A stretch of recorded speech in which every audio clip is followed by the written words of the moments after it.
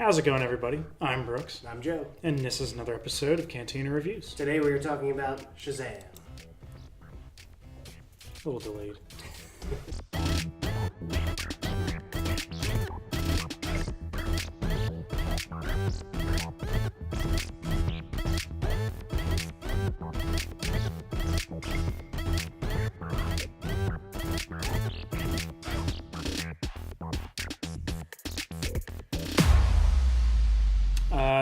We just came out of the theater. Yes, literally. Yeah, literally, the theater's right next door. Right.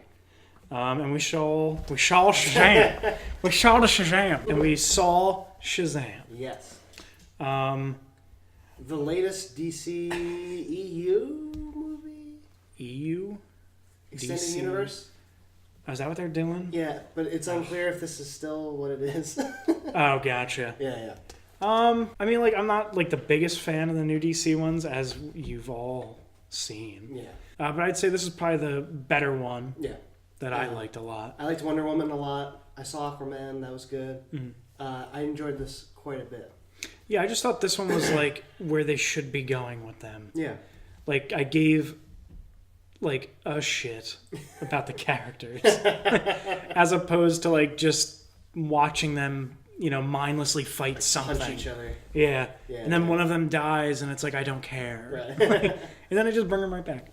Yeah, this has a good grounded there's heart to it. Mm-hmm. You get invested in the characters. You like Billy, you like his little family, all that kind of stuff. Mm-hmm. And yeah, it makes it interesting to watch because you care about what happens. Yeah, There's you're vested in the movie and everything. Yeah, and I think it was good too. Me at least going in not really knowing a lot about Shazam. Yeah. Kind of like we were talking about right near the end when he imbues the powers on his brothers and sisters in the foster home. Spoilers. It's a review. It just made it feel way different. Right. It's the setup is there. When he originally he gets selected to see if this wizard will be into letting him have his powers because they need a chosen one, a pure person to bestow these powers on. And the setup is there. He's there were others, but they didn't pass their powers on or whatever happened. Right. And yeah, I just didn't, because I don't know much about the character and I didn't know much going in. I didn't really see it coming, and then it all kind of made sense, and it came together that he can. Yeah, it's there's empty chairs. Yeah. Which I put there's together. The right number of chairs. Yeah. Left. Oh, weird. Yeah. But I kind of just watch movies with tunnel vision. I often don't see things coming because I'm just watching. Mm-hmm. Yeah, it's second or third time you're oh, now I see how that could have been a thing an hour from now. But yeah, I kind of like this origin story of this character. Yeah. Just clearly just a kid with too much power. You could equate it to Spider-Man. Yeah. With great power comes great responsibility, and then in the end he realizes that, and then he grows up. Yeah. But yeah, it was just a fun, light-hearted kind of movie. Yeah. Yeah, they had a lot of fun with that, the aspect of you're a kid who suddenly has superpowers. Yeah, you're a grown-ass man. What would now. you do? And it is what you would do. Exactly. That's what was fun about it. Is they're kids that he suddenly has powers, so he's gonna do dumb shit with it. Yeah, I'm gonna get people to throw money in a guitar case while I do street performances. Yeah, and then just a gradual realization of he's here to right. Help save the world and everything. And there's some bigger stakes and things like that. I thought the acting was really good. Yeah, the acting was really good. Yeah. I mean, you would expect that from Jimmy Fallon. He really bulked up for this movie. Yeah, a real Chris Pratt type. Yeah, it's crazy. Yeah, I don't know, something this feeling I've gotten from some of these DC movies is that the actors aren't fully invested, they think it's dumb. Yeah. And I didn't get that feeling from this one. And Aquaman was good, everyone was in, they were into it, they wanted to make a good product. Same thing with Wonder Woman. So it's they were they felt the character. Yeah, those, they just liked it. The Batman vs Superman, Justice League kind of stuff, just felt very cynical to me and Yeah. So, well, what did we see? We saw Justice League. Together. Justice League. Yeah. And yeah, I didn't feel the movie. Yeah. Because I remember, like, I woke up in that one fight scene. Yeah. Where, like, he gets kicked, like, through a roof or something out onto, like, the statue things or whatever it was. Oh, when they were fighting Superman. Yeah. Yeah.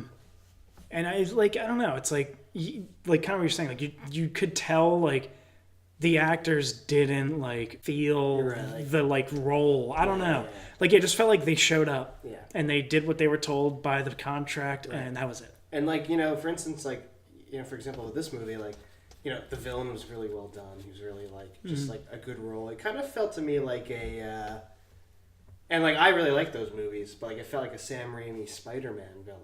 Mm-hmm. Just how he was like very into it and just doing like a good job. Like, right. Jimmy Fallon did a really good job of like he seemed like a kid. Yeah. You know, like discovering all this crazy stuff. So like it was cool. Yeah, I just I think like what DC's doing that like Marvel did well, but like DC isn't, is like they're bringing in these known actors to play these parts, but like it like kind of I don't know like what we're talking about like it's just like they're showing up. Yeah. Whereas like I feel like the Marvel ones when they originally started, at this point these people are so invested in their character that like they can show up and like be Tony Stark, even though what's his face Robert Downey Jr. has had all these other movies. Oh yeah. Same thing with Chris Hemsworth. The MCU characters, like, they've become those characters. Right. Like, when you and, like, think they feel Captain America, like, it's Chris Evans. Like, he is Captain America. Exactly. They almost become one and the same with their character. Right. And, like, the DC guys, like, they could do that. They have the potential to do that. And I think, like, Jason Momoa has, like, fallen into this new, cool Aquaman role pretty well. Without a doubt. You know, same thing with, you know, with this guy. I think he can, like, really, like, run with this role. And, like, yeah, like, I feel like the DC people for sure. Like, should, like, or the DC universe should be, like, either newer people or like lesser known people. Yeah. Like kind of like what Star Wars did. Like they brought in these people that like no one knew who they were. Yeah. And then brought them in and like he is Poe Dameron, he is Finn. Yeah. You know what I mean? Like obviously Ben Affleck's a great actor, but and so is Will Smith. But I feel like in these DC like movies, like they're just not. They don't feel like they should be there. Right. Right. I don't know. It is like this weird like out of place feeling with those ones. And again, like, it comes down to how invested are they going to be. Exactly. Are they just showing up, or are they? So gonna, it's cool because like now this Joker movie is coming out. You know, there's going to be a Wonder Woman 2. You know, they have the potential of now having quite a few movies in a row that people generally like. Yeah, because they liked Aquaman. People like this. People like Wonder Woman. Yeah. James Gunn is doing the Suicide Squad. You know. So like. Yeah, I mean, it's kind of interesting, but also at the same time, it's like, you know, it's weird. Like, they still don't seem to know what they're doing because, like, for example, spoilers, obviously, but right at the end, there's a Superman cameo, but you don't see his face. Yeah, exactly. Because you don't... Who's Superman? Yeah, who is he? Yeah, exactly. Yeah. So, like, and I think that was another thing that we talked about is, like, the recasting constant, but, like, the movies are still canon, but the actors are going to change. Yeah, who knows? And it's like, you know, Marvel did it with the Hulk and War Machine, and it was like good. Because it was so early. Right. Those recasts were done before this universe was established. Like, you know, by the time we got to Avengers, everything was set in its place. Exactly. You know, we're here, they kind of jumped headfirst in and did the big team-up movies. And now, you know, they're going to change Batman. They're probably going to... They could change Superman, maybe, maybe not. It's kind of up in the air. Yeah, obviously. But I mean, like, it's cool. Like, I guess it seems like they're just doing what they want to do and seeing what sticks. Like, and they are producing better movies currently. Oh yeah, without a doubt. Like, it seems like they're on the up. Yeah, it just doesn't seem to be like a plan yet. But like, I like this one a lot. Yeah, definitely. Yeah. I would definitely put this in one of my top DC movies. Yeah. They've having a good track record. So this is great. Yeah. So yeah, that's what we thought of Shazam. Yes. More reviews are on our channel. Yeah, and are coming. Yeah, especially with what's in the pipeline here. There's a lot of movies coming out. It's gonna be a busy summer. Yeah.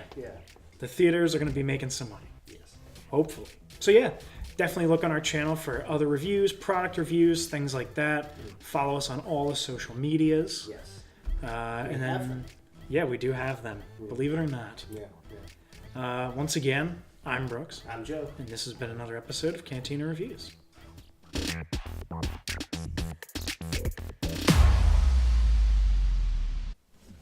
Believe it or not, George isn't at home.